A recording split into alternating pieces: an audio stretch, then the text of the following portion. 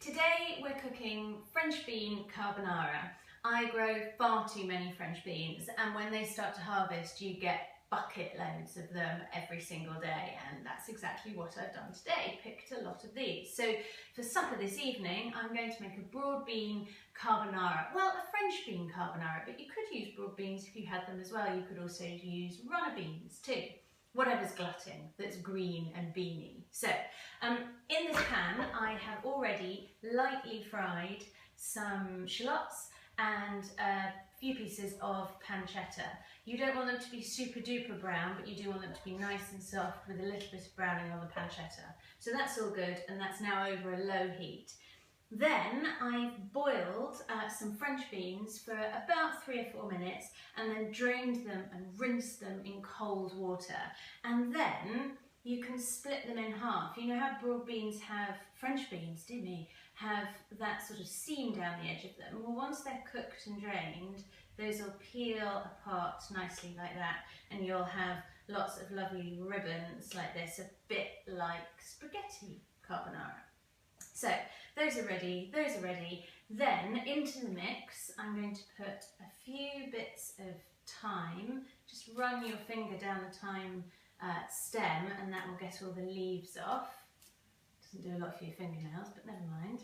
Pop those in there and let that fry nice and gently whilst we get on with the sauce.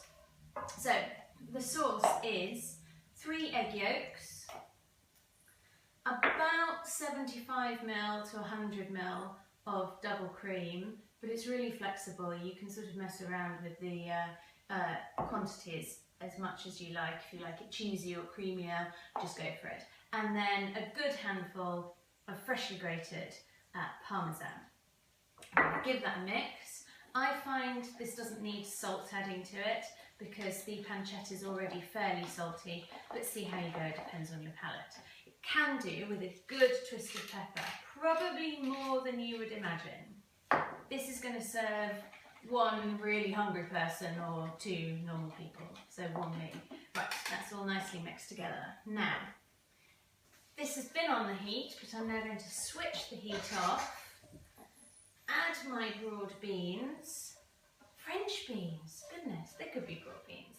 Give it all a muddle round, and then off the heat. This is important, otherwise you'll end up with scrambled eggs. I'll take my mixture, my sauce mixture, pour it all in, and give it a good old stir. It's important that this is off the heat, otherwise your sauce is going to go super lumpy. But don't worry, because the residual heat in the pan will cook it all through. Though still I wouldn't recommend giving it to people who are very pregnant or very elderly and infirm.